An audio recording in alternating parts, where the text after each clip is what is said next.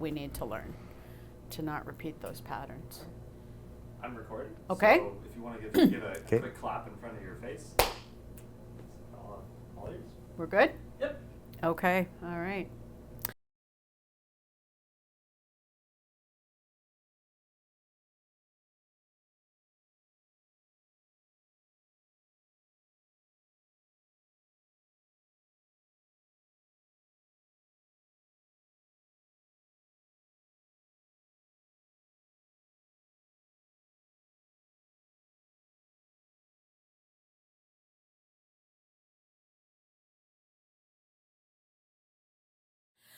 So, Ben, thanks for coming and sharing your story with us. You have a unique story in the process of London's coming out. You were a big part of that, and I'm very grateful that you are sharing your story with us and your vulnerability. It's precious, and hopefully, we'll reach people who need to hear certain things that you need to say and want to say. And thanks for hanging around. Thanks for the opportunity. Yeah, you might say I've been through it. And over the last 50 years, probably a lot of the uglier sides of our community.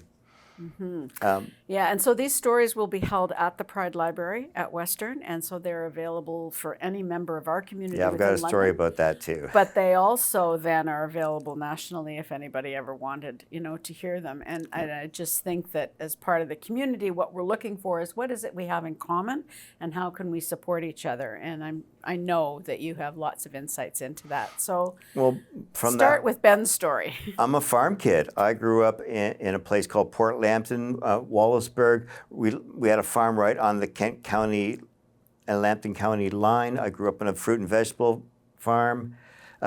So Walpole Island, or Bikujuwanagang territory, was right across the river. So native spiritualism became a big part of my life as well. So I tell people I grew up either up a tree or in a mud hole or in the river. Those are the idyllic parts. My earliest memory is walking over from my grandmother's where we were living to where my dad was building the house. My dad telling me to go home because it wasn't safe. He didn't want me to fall in the hole. It all goes downhill from there. But that was sort of the memory. And my therapist a year ago asked me, what is it that keeps me hanging on? And I think is that little 2-year-old person who still has that bright outlook in the world. I'll try to maintain that. But my parents divorced when I was 8, so I grew up in a lot of chaos. There was a lot of violence as well.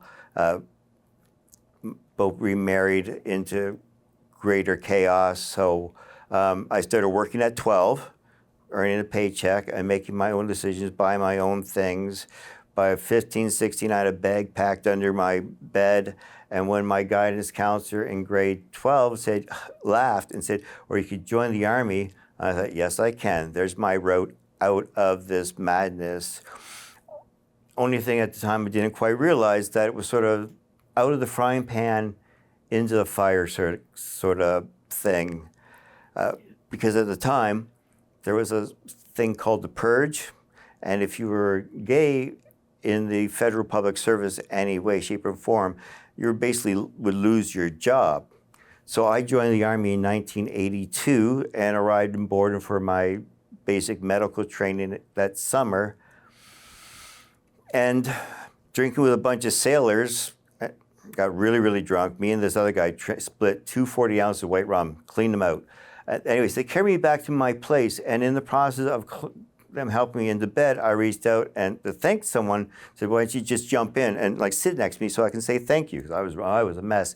And he leaned into my ear and said, don't say anything like that, whether you're serious or not, ever again. They will come after you and they will take all our jobs. Like the blood drain, I can still see the blood draining from his face. And 2 weeks later, I was sexually assaulted and not have an outlet, because if I told anybody that I was assaulted, I would have lost my job, because that was sort of the instance. One of the questions you ask here is, when do you realize you were gay? Well, in that process of being violated by some strange man. which created a whole host of conflicts in my life. And it was the 80s, so HIV, and everybody's in the closet. No one was doing anything. Either you meet people in a mall or in a park. And that was still total extent of it. So there really wasn't a lot of human intimacy. And every time I would meet someone who I thought, oh, you're nice, can we do this again? People would vaporize, it would just disappear. And that happened for a good part of my life. And it's fair to say that at that point in time in the armed forces, there was zero recognition, ownership, desire to even name this, let alone deal or support this. No, right up to 92. And I got out in 88. So when I left the Army, I was a mess. In 21, I was diagnosed with PTSD from my service. And so I had that when I left because I was sexually assaulted in 82. And in few early months of 92, I was physically assaulted. So I've got some a chronic pain condition where I'm always in pain from that. And it's been like that since I was 19 years old. Mm-hmm. I came out of the Army to Western to study English, and in that process, I got involved in the art department. James Miller, who you will know and hopefully will interview, ran a group called UW Out, and they were very militant, and it kind of scared me because I've just come from an environment where any sort of out, any sort of representation would have not only just lost my job, probably got the crap beat out of me. And I can name several instances and several people who I've witnessed that happen too. So yeah, it was just a fear factor. So I really didn't come out till after graduating. I was working in Sarnia. I was teaching computer and business skills. And I came out in 98 after wife 2 left. So two ex-wives and ex-husbands. So ex-wife number 2 left. But in that process, I actually met someone, and when I said, would you like to do this again? Can we get together for a coffee? From 18 to 34, it was the first person who actually said yes. It burned up pretty quickly, but it sort of was one of those things that made me realize if I could have an emotional connection to a man, not just a physical connection, and that's the connection I've been looking for and wasn't having with my first 2 wives, then I need to be honest with myself and really accept that, I'm a gay person and this is who I am. And if I want to life, liberty, happiness, and all those sort of things, then I need to be honest with myself. Didn't quite realize what that meant either. I was just going to say, how difficult was that process? All my family pretty much was alienated. My dear grandmother, Benedict, she was in her 80s when I told her, and she looked at me and says, "You're not like that, are you?" And then she thought for a second, and it was gone, Yeah. It was a hug and just this love. So that was the good part. But yeah, I really struggled with my family. My youngest brother, why? He just couldn't understand because I was his hero, and it somehow broke that chain. And yeah, so there was a lot of that. Then that summer, I was nominated as one of the top producers for the Academy of Learning in Canada. And in that October, they fired me because I'd come out. And in hindsight, what happened is in doing the books, realized the numbers were wrong. And when I mentioned it, they said I was an idiot and they fired me. 2 years later, they arrested the bookkeeper, but at that time she had stolen over $200,000 from them. Wow. So I felt a little vindicated, but at the same time, it was a real kick in the teeth. And there was never an apology to you? Money paid, severance paid, but no, none of that, really. So I tried to stay in Sarnia because after, Lambton College changed the way they offered computer training programs to compete with me. That was where I was at. And, but going from there to being there and gay, I just couldn't get a job. I've been in London, and what I've done here with Pride and within the arts community, a couple of years ago, I cleaned out my office, and there was 2 file boxes full of rejection letters, 50, 60 a year of applying for jobs in London that I just was overqualified for, but I think because of my involvement with Pride, a professor at Western did a research study, and they said if you have something that's gay on your resume, you're 10% less likely to get hired.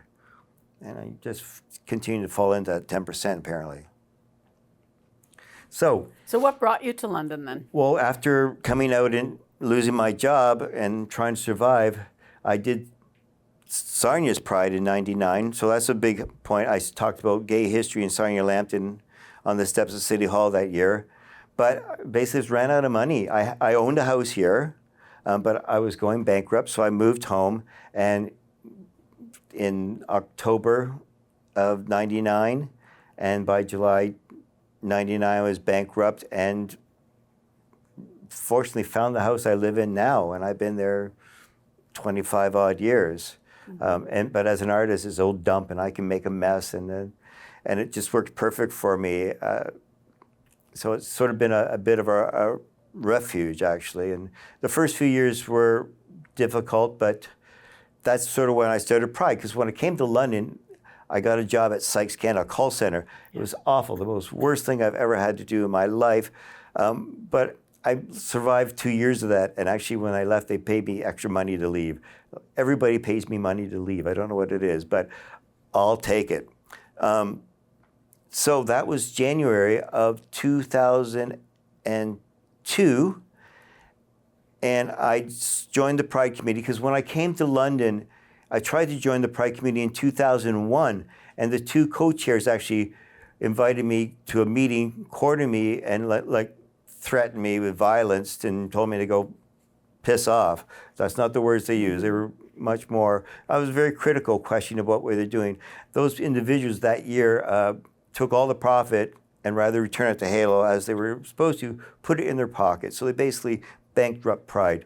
So in January of 2002, myself and Dan Still were involved with Halo's Pride organization. And every meeting it was, well, there's no money, so we got to make it smaller and smaller and smaller and smaller. And Danny and I were looking at it, and we just got out. We're finally human beings again. There's no way we can go back into the closet, and there's no way we can allow this. That year they'd done the first Western Fair Pride, maybe the second, and we said we got to keep this going. We've got to keep. So Danny talked to his partner Michael, and Michael worked at TD and sort of funded the whole thing and incorporated, put it all together. So from January, February 2002, right through to Pride 2004. So I started working with the Londoners spring of 2005. So for those 3 years, I basically starved. I was on welfare, unemployment for a little while. 1 year, my average income was about $4,000. Yeah, and so it was really lean. I worked for those first 3 years. I was putting in about 60 hours a week for Pride. You know, I helped write the bylaws, all the calls for submissions. I reinvented the art show. I took the community guide, the Pride Guide, and turned it into a community directory because that was one of the things I realized. Everybody was asking, what can I do? But no, there was no one thing where anybody could write down and say, here's a resource. Here, phone these people, look at this website. And that was a big change. And I think one of the things that really helped establish the community is having that single resource where people once a year can pick something up and see who the people in their community were. Later on, it says, what's one of the things you're most proud of? When I started Pride in 2002, I'd be walking downtown and I'd see people I know and they would walk across the street so they wouldn't run into me. Because being seen with me would be like outing them. Okay. And now, even just last night, there's a couple of guys who live downtown. I see them out walking hand in hand all the time. Like, that would never happen 20 years ago. And when it started around 2008 and 2009, and like I had to give myself a pat on the back because I take ownership of that we were able to change the focus in the community, and support often came in those early years from the broader community, more so from the gay community. A lot of gay businesses said, you know, I would love to put a flag in my window, but if I do, then 90% of my straight clients won't show up. And there's not enough gay people to support me. And then gay people don't go to gay places again because at the time, they didn't want to be seen and outed to outing themselves. And there was a lot of violence. And right up to, I think, around 2012, I was reading about people being beat up in the papers. It doesn't make the news very often, but since doing this in over 25 years, hate crimes and domestic violence, gay, straight, and otherwise, have been the two highest crime levels in London. And people ask, why did Halo close? And, because maybe we thought we didn't need it anymore. Maybe we thought there was a level of acceptance. No. But that was not the reason. The reason was because a couple of well-meaning individuals, who I won't name, had thought that rather than making Halo a social club, they would turn it into a social service agency because there's really need. YOU now has a space for LGBT youth. There was nothing of that kind, and yet, good parents were throwing their kids in the street day after day after day. Elder seniors were worried about going into homes because healthcare is very homophobic. And so they tried to turn it into a social, but rather than working with service agencies like Ontario Works, which eventually happened, they thought they could create it themselves, and it's just a daunting task. Budget, they spent the money on trying to figure out whether they could do this or not, and by the time they realized they couldn't, there was nothing left. That's what happened to the building fund. We tried to get the money from Halo when it closed down, but because the nonprofit structure, they could only transfer it to another incorporated charitable organization. We were only a nonprofit. So sadly, the last $40,000 of Halo went to non-gay related organizations, but health related, and we all get sick. So I guess in some way, the money went to a good cause, but again, it didn't stay within the gay community specifically.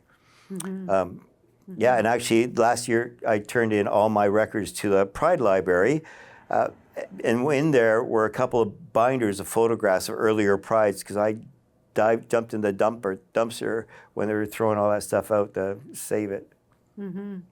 And I hear people now still asking for community space. And so we have the QX space.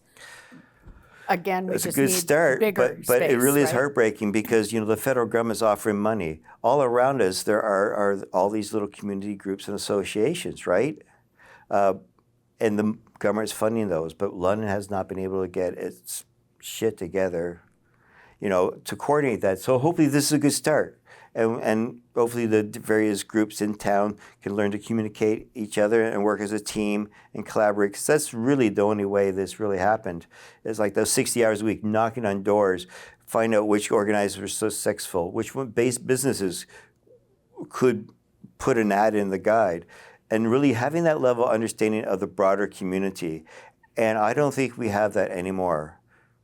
So how do we encourage the current folk who are trying to run some of these things and do that kind of work to build relationships, that it does not just happen instantly?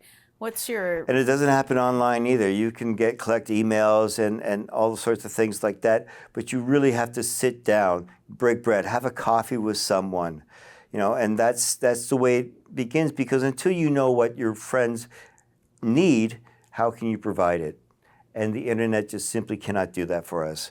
Emails, we all heard about someone types a certain way and someone reads it in a different way. The inclination, the tone is all very different than sitting down face to face like what we're doing now, right?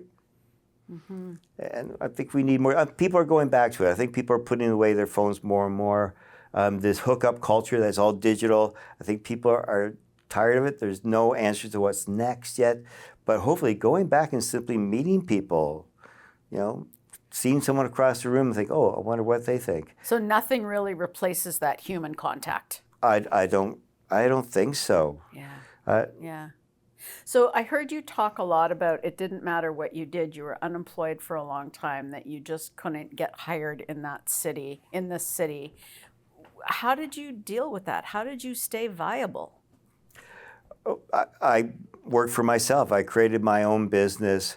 So I've been doing freelance writing since I graduated in '93. So I worked for a magazine called ID out of Guelph. I worked for Scene Magazine. I wrote for a lot of magazines locally, some newspaper stuff. freelance stuff, and that was enough. And I thank Phil McLeod from the Londoner, my editor-in-chief, who took a chance because even though I had no journalism background, I had a tremendous portfolio, and it was areas that were unique to the paper, and he took that chance on me. And my first article was the feature story. And so in that I was there for 3 years till December 2008, when Pierre Pellegru, the owner of Sun Media, decided that $50 million in profit wasn't enough. So I was among 600 people laid off that year. But again, show me the money. They gave me the money, I left. I was happy to go. But yeah, I got 178 letters of gratitude out of the 190 issues I was worked on. Wow. So, and it really was impactful, covering the arts. The gay community, Pride got covered extensively. And that really showed me there was that depth of longing. People need to know. And the challenges with social media today is we're all on different social medias. And if you're not on the same one, or if you don't check that every day, you're losing out, or there's a fear of losing out. And I just don't want to be part of that. And I'm busy. I'm still active, engaged. The other thing I've done, so I graduated from Western in 1993 with a 3-year degree in English and a 4-year Bachelor of Fine Arts degree. So I've been living and working as a practicing artist. So I've always had 3 or 4 jobs. And it's always been that. And if you want to live in the cultural sector, you need to have something to back you up, plain and simple. But I felt kind of fortunate because while I was at the Londoner, because of my good work, I'd been recognized when I started up my own business. Because again, all that rejection, I mean, I just didn't have the heart to face it, but I've got that tenacity, right? So. How did you get that tenacity? Where does that come from? I don't know. Arlene Kennedy, who was the director of the Macintosh back in around 2000, said that because I wanted her job, and I just keep pushing and pushing and keep creating and making, looking for opportunities. I'm driven. I think maybe it's my dad. He was the kind of guy that said, "You work hard. Don't think about it. Just do it." There was always that pressure to perform. The military is the same thing. You go, go, go, go, go. And I think the PTSD and what a lot of veterans face, and what a lot of people don't understand about veterans is, in my job, if I fuck up, either I or you are getting a bullet in the head. If I'm at a retail place and you screw up behind the counter, no one cares. No one's going to die. So there really isn't that level. And most of the veterans I know, everybody kind of carries that weight with them onward. So I think that was part of it. In the Army, there's this thing they call 2x10s. You put a 60-pound pack on your back, and when you're combat boots, you run 10 miles. Then the next day, you do it the same, you do it again. Within 2 hours, you get 2 hours to do this, 60 pounds, combat boots, 10 kilometers, 10 miles at the time. So 16 kilometers. On the second day, when you're done, then you got to run through an obstacle course in a certain amount of time. And that's sort of the basic level of fitness that you need. Because if someone's shooting at you, you want to run away fast. Yeah. But what I've learned is someone's shooting at you, there's not a hole deep enough to get into. As a medic, my life expectancy was a totality of 8 seconds. And so, again, that's kind of the weight that you carry with you. So I'm always been a perfectionist, I guess. One of the challenges I discovered with my PTSD is my brain doesn't quite function as well as I always expected it to. I forget things. I've missed things. And I've never done that before. So now I'm learning I've got to slow down, take a little more time, plan for breaks. And if anyone is in chronic pain, I surely recommend the pain management clinic at St. Joe's. I thought because of my history in healthcare, I didn't really need it, but I learned so much about pacing and managing. And so I'm still trying to do all those things.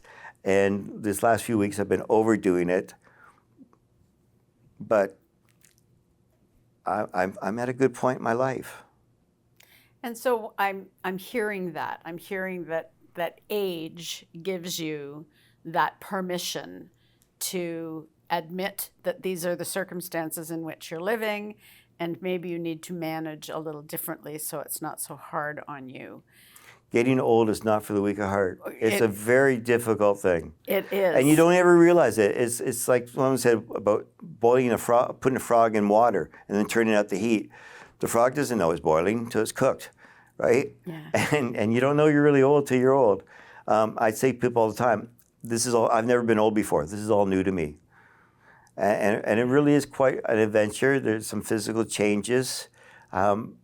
But my goals and ambitions have never changed. And I've talked to people older than myself, and that's the same thing. I talked to people in the 70s and 80s, and their vision of themselves is still that 20-year-old looking with that bright eye, looking at what the world can offer them. And I want it all still. I'm not done. Good. I'm glad to hear that. Me too. Yeah. So those dark moments, how did you, I mean, you've talked about the resilience, but emotionally, how did you come to be able to deal with those so that it wasn't, and I don't want to trivialize it, but that it wasn't the worst possible thing that could ever have happened? Because there's always somehow still more, you know? And surprisingly, yes, there's always something worse coming. Yeah. And I'm hoping that stops, and I hope this happiness is going to continue. That's a really difficult question. I don't think I've often coped very well.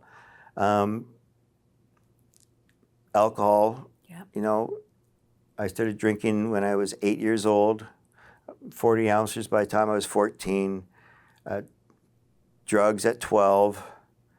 So by the time I was 21, I was a full-blown binge drinking alcoholic. My career with the service was in jeopardy. But because I've been in so much trouble, and I've always been outspoken, you know, do as I do, not as I say, but the military is do as I say, not as I do, and I kind of disagree with that morality. Just because you're in charge doesn't mean you're right. A lot of stupid up there. So I always outspoken. So that kind of kept me in trouble. So by the time 1985 come, I should have been on my second level of training, my TQ5s.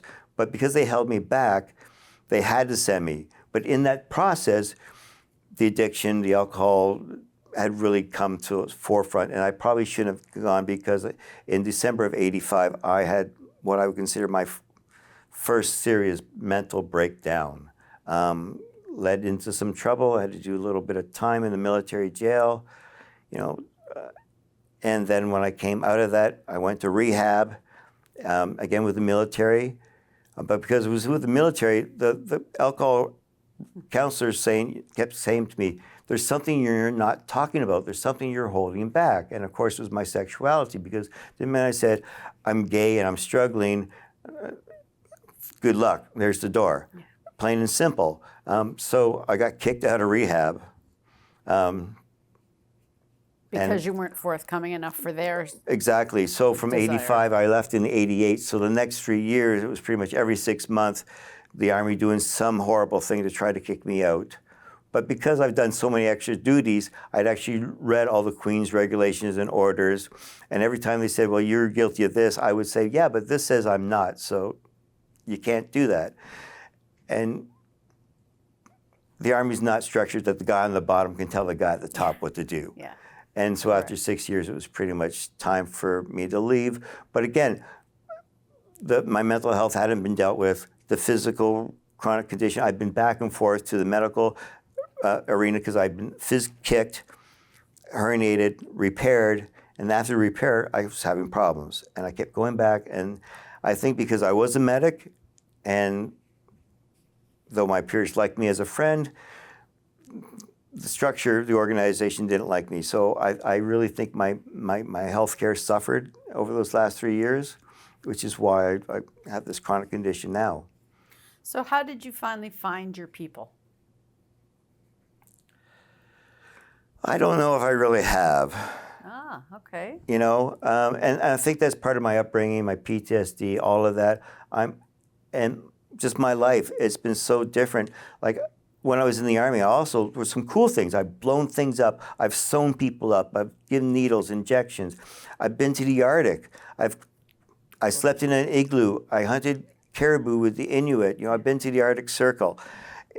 You know, things people dream about. You know, things my parents dreamed about, I'd accomplished by the time I was 25. So it's really a unique existence. Also, well, after the alcohol, after I left the Army, drugs. You know, there was several addictions. Cocaine almost cost me my life and my degree. Later on, ketamine, LSD, mushrooms. I still smoke weed, but now it's prescribed and more as a anxiety management tool. Yeah. So again, because before I got into this process, and my ex-husband, I probably owe him a great apology, because looking back and the conditions in the PTSD storm I was often in, like I'd be walking down the street swinging my arms at the air, you know, and in my brain vision, taking chunks of people's flesh off their body with my bare hands. That was the depth of anger that I was living in. And because after the Army, it was the drug abuse, but because you couldn't be out, I mean, there's years and years of sexual abuse and mental and physical abuse. And I don't know how I survived it. You know, there have been several attempts to take my own life, but somehow I always thought there was something better. When I joined the Army, I kept thinking, this can't be real. They can't all be assholes, and well, they were. And part of that was just that realization that, you know, it's a big world in a circumstance where I can't count on anybody, so I've got to learn to count on myself. So that was a big secret. I had a sergeant, Don Little, who called me into his office one day and said, "What the hell are you doing? Are you sure this is really what you want to be doing with your life?" And I guess every time I got down a bad road, those words would echo. And I think, no, this is not finding me that happiness. And after years and years, I don't know if I quite found it, but I know more about myself. And I know what I don't want. And I keep, you know, testing my boundaries and pushing myself to see what else is out there in the world and maybe find that happiness. One of the challenges I find today, talking about relationships-wise, is I've got all this experience and lived experience, and I've never met anybody in my life who's hunted caribou with the Inuit. I have. Really? I lived in the Arctic for a year. Well, there you go. But I don't think it's going to work. Yeah. No, probably not. But that's it. Now, it really is a rare thing, and you know, just all the other things I've accomplished with in my work life with Pride. You know, this is still the third largest Pride organization in Ontario, and it's now in its 2002, its 23rd, 24th year, coming up to its 25th anniversary. As Pride in London, it's been going on since 1982. You know, and that happened, history lesson, after the bathhouse raids in 1981 in Toronto, or cities all over Ontario, because many people's lives and relationships were ruined. Suicides went through the roof. And it started as a little march. And even in 98, when I first came down, it was a march. We marched on City Hall, walked around the park. Yeah. You know, I still remember that. And then the next year, in 1999, they had it at Halo in the parking lot. Yeah.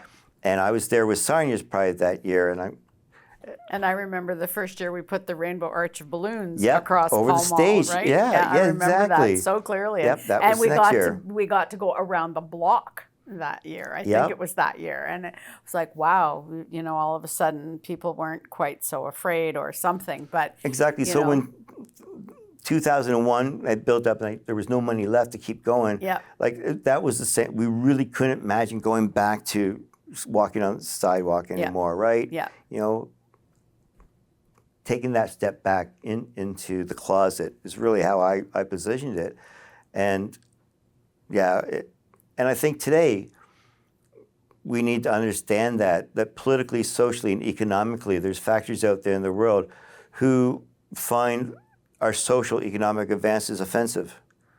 That somehow that by you and I having some form of rights, that they are losing their rights, which is hypocrisy, but it's still in existence. And it's a tool that certain people are using as a wedge to break up our communities. And lately, last year, I was asked to come back as the community advocate because, again, there was some communications breakdowns.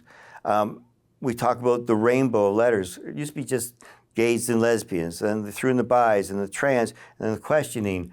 Oh, and we got two-spirited in Canada, right? Then there's intersex and the asexual. And as we mentioned earlier, there's the whole gamut of people trying to redefine their sexuality. And again, in that search, you find that other who sort of will, I don't know, fill that hole. It doesn't work. You need to fill that yourself. Money, love, whatever it is, it won't fill you. You need to heal you. You need to go back and fix all those scabs, pull them all off, and let them heal properly. It's the hardest thing I've ever had to do.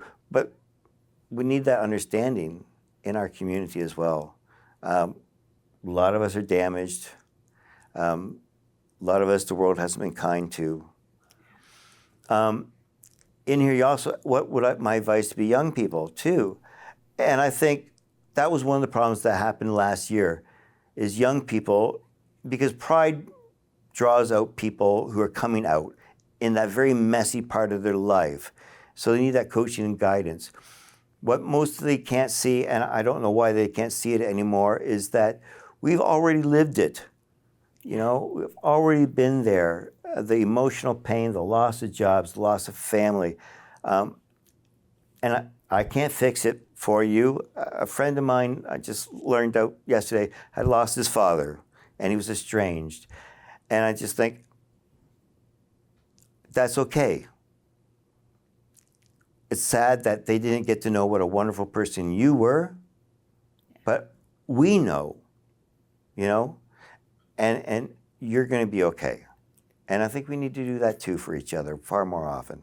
That we're all struggling still. We have not arrived any more than anybody else has arrived. We are continuing to journey, and we can do that together. Well, exactly. And the heartbreak is that after 50 years of advocacy, like I started when I was 10 years old, being a champion of others, to now when I'm in my early 60s, 61, 50 years of that effort disappeared with some fat, bloated American stroke of a pen. Yeah. You know? And it could happen that easily here. We know that there are factions around our country that would like the same thing to happen. Very much so. Yeah. And so we need to get out and vote. If you are 18, please vote. Be conscientious who you are voting for. Yep. That is the only way that you can add your voice to the list of advocacy right now. And if you really want to look back at what people said 20 years ago and judge them by that, because, yeah, people's words matter. And, yeah, I don't trust a lot of the politicians that are out there today. So what's your dream for our seniors, Ben? If you could, say, wow, as a queer senior, I really hoped it would be like this. What would that be? I'm kind of living it. I'm living my best life right now, so I don't know if that's really true. You got to stay healthy. Like just in general. When I first came to London, came out, I expected Studio 54. My first night at the club, I've never seen so much frickin' plaid in my whole life. It really was a barn dance. Yep. I agree. But we have that factory mentality that, we work hard, and when I'm done, I'm going home to sit on my ass. And just letting yourself go, you just can't, for your physical and mental health, plain and simple, because we know there's a tremendous amount of homophobia within healthcare. Don't really mean to, but years ago, when I was working for a magazine called Outlooks, I had a chance to write an article on men's health, but there's a proctologist or colorectal talking, and I asked him, what about anal sex or penetration? Does stimulating help your prostate or does it harm your prostate? And he didn't know. There was no knowledge. So much like women have experienced over the years, medical science doesn't really deal with a lot of gay-specific issues. You know, so you've got to look after yourself, really. And even in the general health care, you mentioned a lot of good therapists out there, a lot of gay therapists. With what's gone on in the world in the last 5 years, there's not enough therapists out there for everybody. So you've got to really learn to find that inner strength. And it's hard. So how do we encourage our younger generations to find their people when we have become in some ways so sequestered ourselves as queer seniors?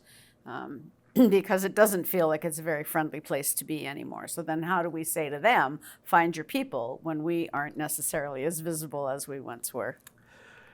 Google. I mean, that's it. Google's God. I mean, we don't have any bars. There used to be a place called The Apartment, where it was like you could go and have a coffee in the afternoon.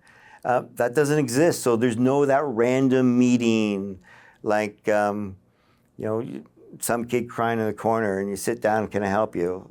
That doesn't exist anymore. Though kids crying in the corner, it still happens every day. Sure does. Lots of it. Yep. You know, I live downtown. I hear them at the end of the bar, like brokenhearted and lonely. I've heard kids walking by, frustrated at this hookup culture, that it doesn't lead to anything meaningful or sustainable. That I don't have an answer for, but I think you've got to make that effort. So Fanshawe is not so good, but there is a group out there, I believe. Western has Western Pride. There's also support groups. And then London Pride itself. What I'm hoping to do this year is, in the Pride Guide, make sure the social groups. So there's a bowling group. There's karaoke on Monday. I've also learned there's an axe throwing club. Yep. You don't have to catch, just throw. And volleyball. So there's things to do. But again, that seems to be the core problem. We have more ways of communicating in the world than ever before, and yet no single means of getting our information to that audience. I would say buy Facebook ads, but even there, half the population migrated away from that, and the kids don't even know what Facebook is. Yes, exactly. And the seniors don't want to be on TikTok and some of those other Snapchat platforms. No, and I think that there's some validity to that. Mm-hmm. Like, I've struggled, I worked, I've come through all of that. I don't want to go back into that. Yeah. But I also think, and this is a question I've asked myself, and I asked a lot of other people, at this point in my life, as a mentor, where can I go to help those people? Without some kid thinking that's always some old guy trying to hit on them. That's what the internet's for. But in the real life, like, I think the benefit of this whole thing is that as elder adults who have actually survived, not only survived, but come to the other end of it.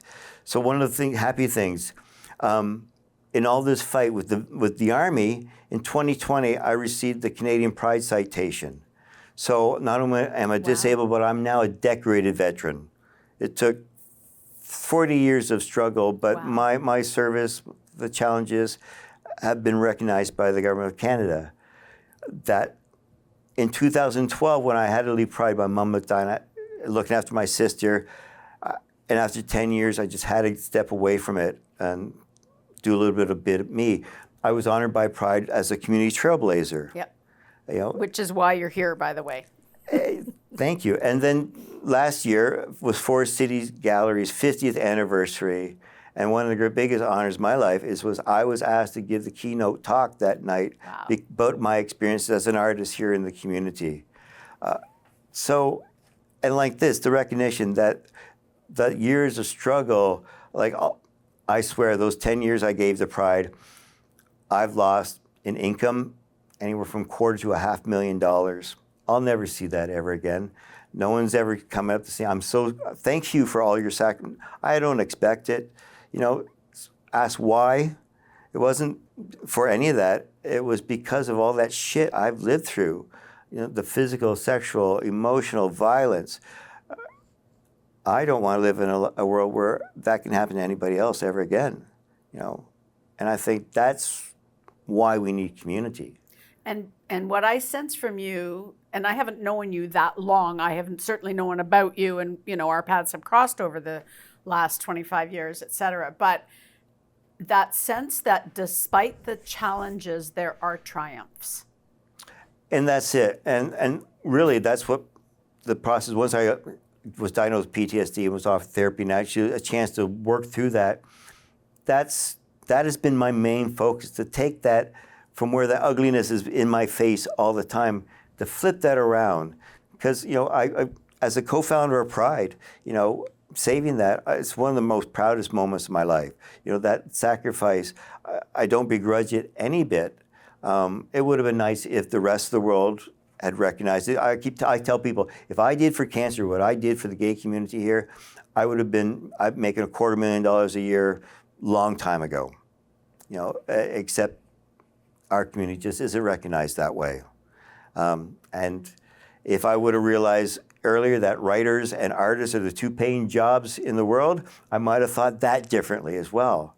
But one of my professors, a gentleman by the name of Duncan de Kirkhamo, my third or fourth year, he says, you know, being an artist is the stupidest thing anyone can ever do because it's such a challenge and low pay.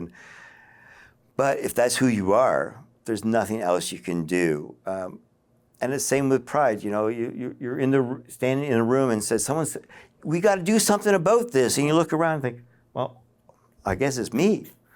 And you know, back in the day, that's how I got involved in Pride in Sarnia. I read it in the newspaper. Someone was going to start a Pride thing here, and I thought, I've just come out.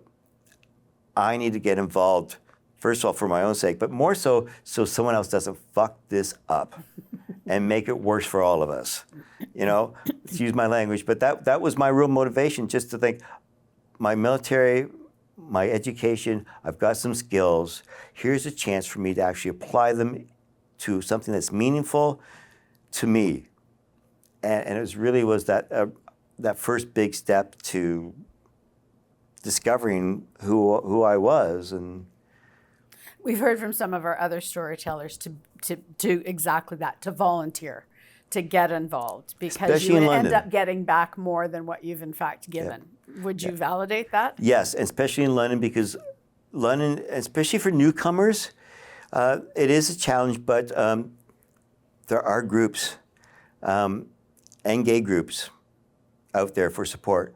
But the reason being is London can be a really cold city. People walk around, they say we're conservative. I don't think so. We're more like navel gazers, like NIMBYism, all that horrible stuff. But because of that, it allows everybody else to do their own thing. Okay. Right? So you can be gay here and no one will bother you. You can be rich and famous here. No one will bother you. So that indifference is somewhat of a benefit, I guess. But it can also make it hard to find those people. You know, what we say to people, find your people. Because you're right. It is easy to become isolated. So right? Volunteering is like anything. One step through a door opens all the doors. I've seen it time and time again. Because once you start talking to someone in that group, then they say, hey, do you know about this? Because no, you don't. But you met that person, they knew about it. And that's when the connections start. Yeah. You know, and those communities, it's harder and harder. COVID was a horrible, horrible thing. Yes, for sure. We are still 5 years after now. People still are not connecting and leaving. They're not volunteering as much. They're not going out as much. It's starting to change, but we're still 20, 30, 40% behind where we were 5 years ago in terms of volunteership and just social interactions. Yeah. And people forgot how to be nice to each other too. I'm not so sure how to fix that one. Yeah. Yeah, you're right. I think. Again, shaking hands. hugging people. I just went out and got business cards. I thought I was done with that part of my life, but my artwork is going really, really well. And so I want to promote that. And it's one thing I promoted the rest of my life. This is something I wanted to promote.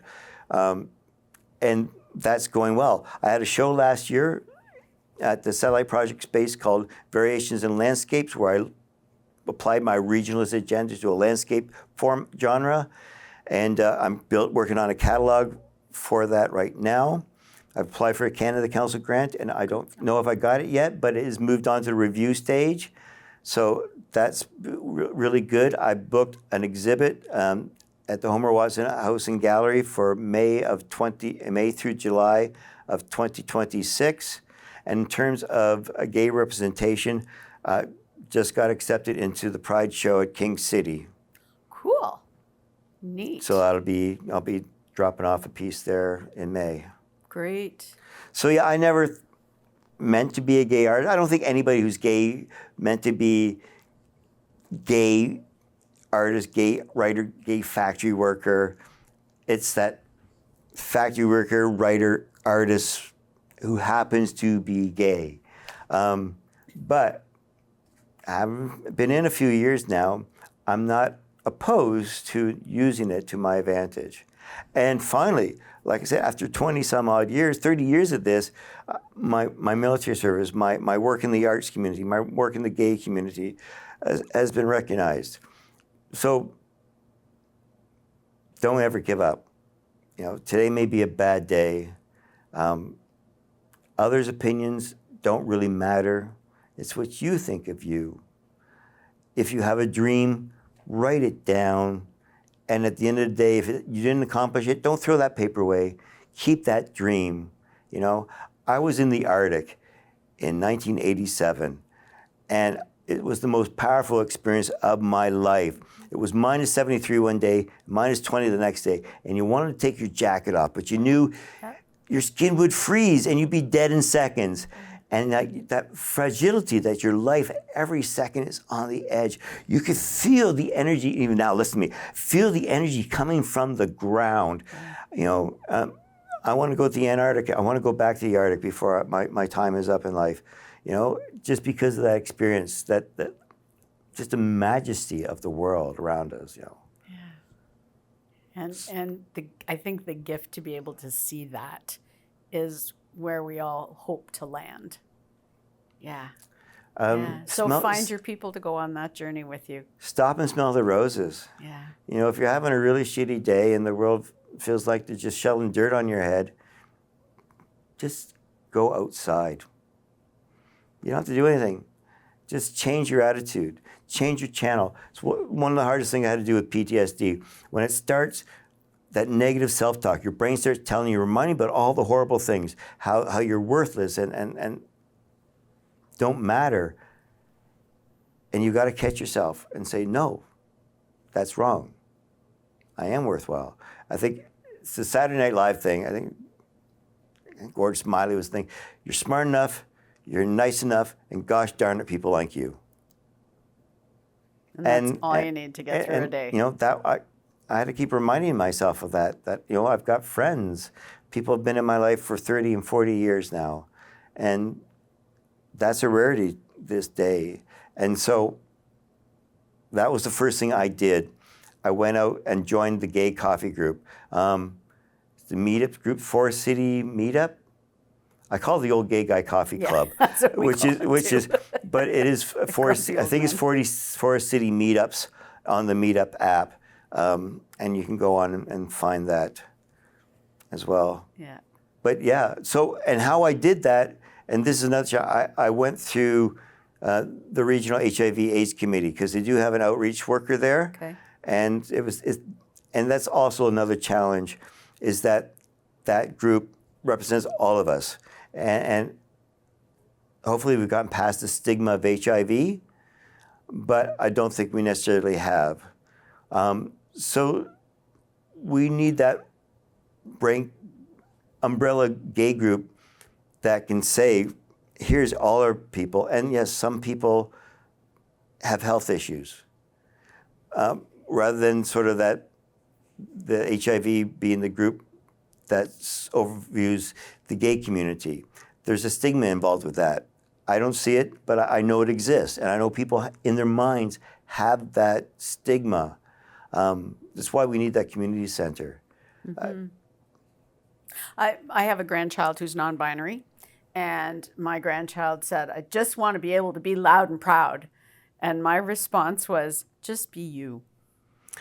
You know, because sometimes when you have that expectation of being loud and being proud and expecting, like every time you have an expectation, you have to be able to handle the disappointment that comes with that. Because if people don't receive you the way you want to be received, you are disappointed. Exactly. And so rather than expecting or hoping, and yet I don't want to take away that hope, but just be you, you know, and just, I mean, I never came out to my students as a teacher for 35 years because I didn't ever want to put them in that dilemma of dealing with, were they okay with that? Were they not okay with that? I taught in a highly Muslim area, so I was very sensitive to that. So I understand wanting to be loud and proud. I remember the first day I stood on the edge of the lake and went, I'm a lesbian, you know, but I did that by myself. And yes, it was great when I was starting to be able to do that with other people, but I had 4 teenagers. I didn't want to put them through that until they were ready, et cetera, et cetera. Well, and there's so the thing. just be you, right? And That's all there's we the can thing do. we need is you've hit on it, is that you're always coming out in different situations. And it's not the coming out, it's not how other people perceive you, it's how you carry yourself. Yes. You know, and being able to read the situation. You know, there's lots of times where I'm just going to sit down and shut up because this is not the group to be waving the flag at. Yeah. You know. Yeah, and don't take that personally. No, that is not no. a slight against you. That's a slight against the group and their awareness and where they are at. And that's their journey, and you can't do it for them. Exactly. But it's really hard when you are finally where you want to be, and you finally have a label that fits, and you can own it, to not be able to wear it and yell it out to the world. That's part of adulting. And now we're doing that before we're really able to be adults. I think so. Like, yeah. I don't know if my mannerism are feminine or masculine or what. I just don't care. Yeah. You know, and someone says, put the labels, you know, how do you want to be termed?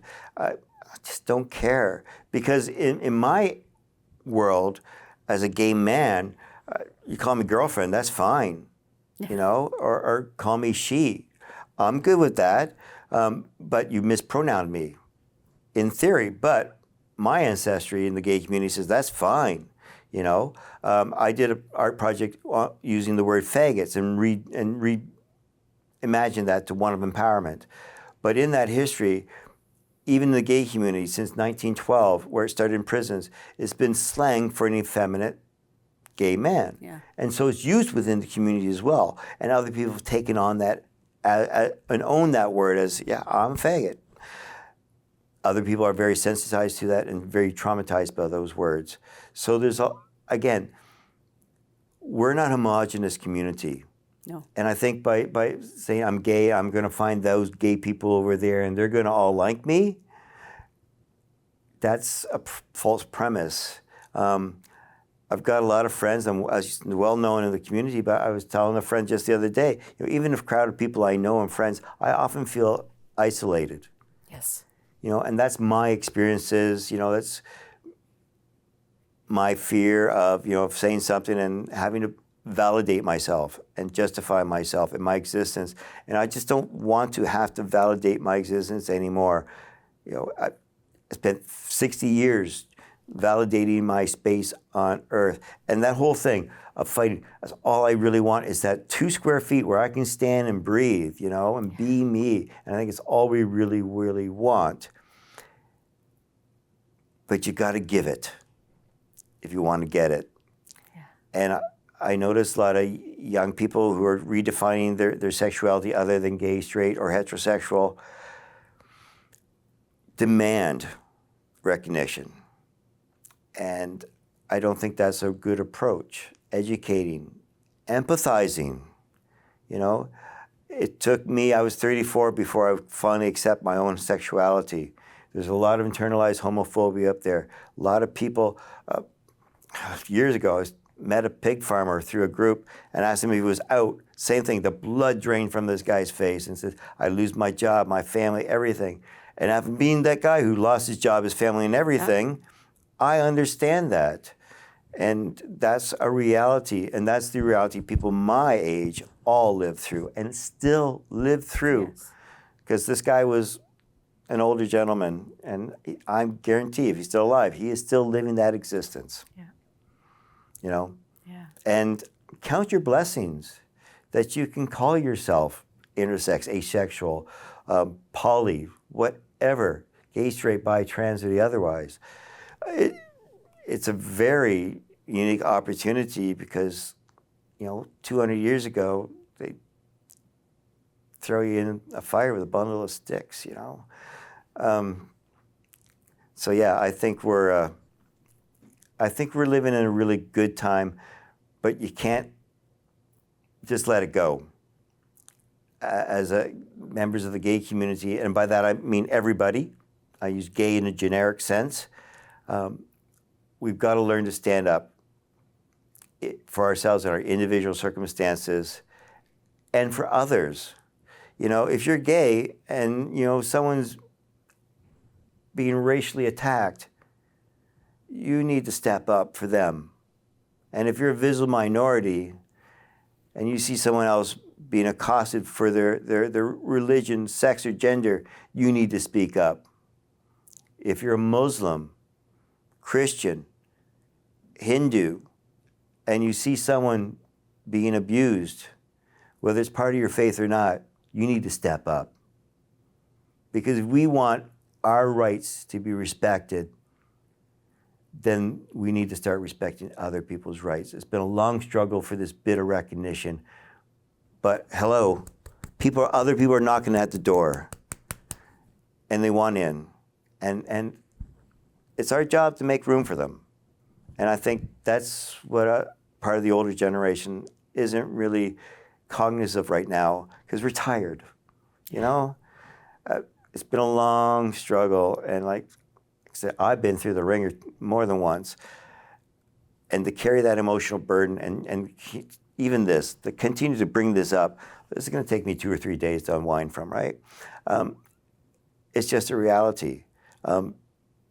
But I don't know anyone who's older, if someone came up to them and asked a question, who wouldn't be willing to sit down and answer a question. Yeah. Have a coffee. Absolutely. Talk about the journey and how we got there. And I think that's important. Even as older folks, we need to do a little more of that as well.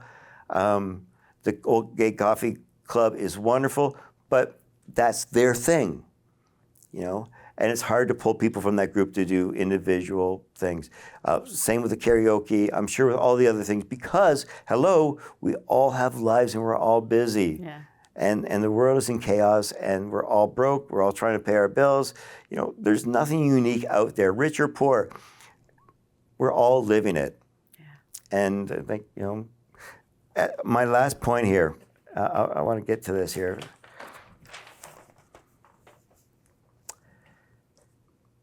Don't give up.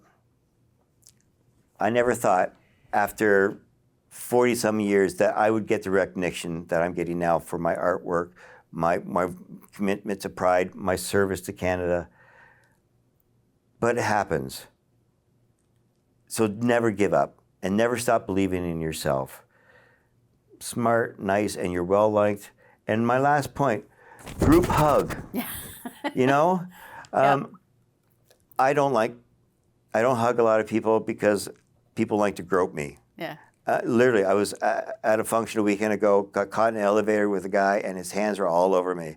Like I despise it, and I hate that part of our community that we're not sexual objects. Yeah. We're human beings. Yeah. And let me choose the people I want to put their hands on me. But the last point about a group hug too. Part of our history is that generalized caring, because oftentimes the rest of the world doesn't see us as people. So when you're feeling the shits, go give someone else a hug. You know, make their day. Amen. Well done. Thank you. Thank you, Ben. And thank you for the opportunity. You're welcome. That was the easy part. Yeah. Yeah. Appreciate your truth and your vulnerability. You know, you're welcome. Please now go make it your own and write yourself into history.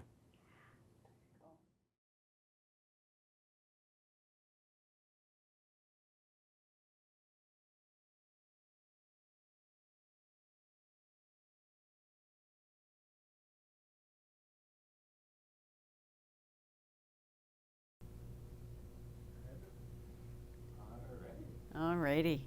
I'm just aware of your